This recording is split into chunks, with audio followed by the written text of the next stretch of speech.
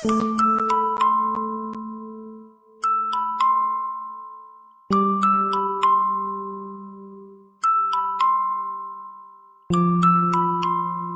yung utang. Utang ka na naman. Panghuli mo na ito. Sige. Pare, inom tayo. Tingin ng baso.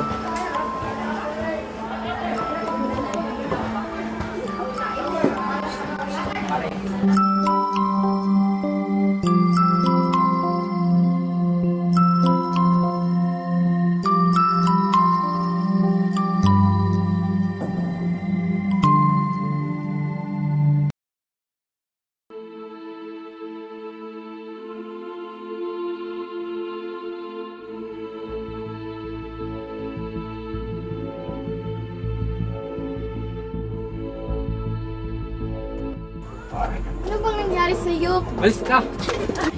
Nay!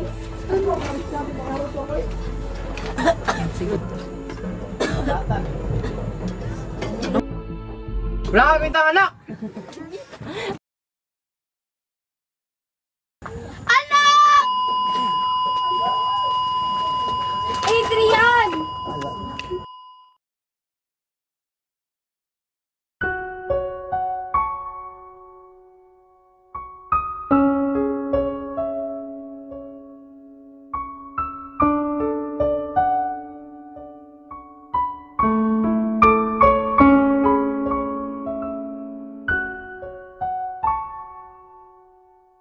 Nay, uwi na po tayo.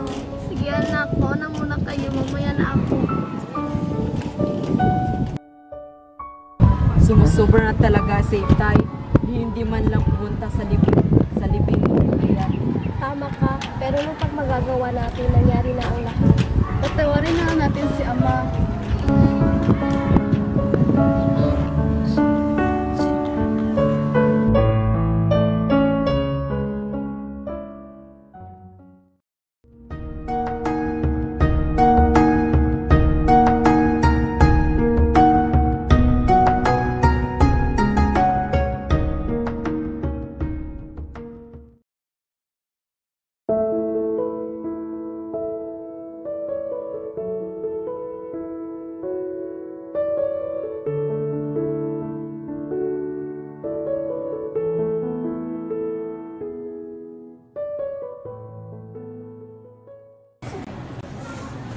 Anak?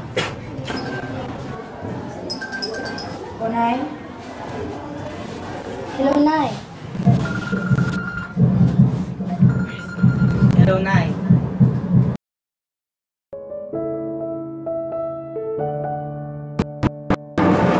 Nay, ano ba talaga nangyari kay Tatay? Yung itay ay may sakit. Ano? Ano? Ano? Nay, ako na lang ang bahala kay Tatay. Sige, anak. Kailanman, hindi ko makakalimutan ang lahat ng pasakit at paghihirap na naranasan namin, lalo-lalo na kay Adrian.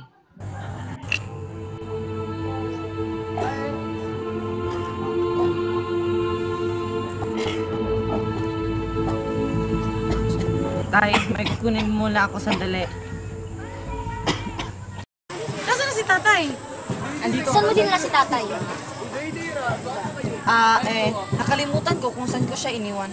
Hayaan niyo na yun. Ano? Narinig mo pinagsasabi mo, Joshua? Tatay natin yun. Bakit mo yung ginawa? Tatay, ni minsan hindi niya tayo tinuring na anak. At ni minsan, hindi ako nagkaroon ng tatay. Ito, Joshua, di ba nagsisi na si tatay sa mga nagawa niya noon, di ba? Ganon-ganon na lang yun. Matapos niya patayin si Adrian at saktan si nanay. Oo. Nakalimutan na namin lahat yun. Dahil ayaw namin buhay sa nakaraan. At handa namin kalimutan lahat ng alaalang magpapait noon. Joshua, sana mapagtanto mo kung anong dapat gawin. Kung tama o bumali ang pag-iwan mo sa kanya kung saan saan.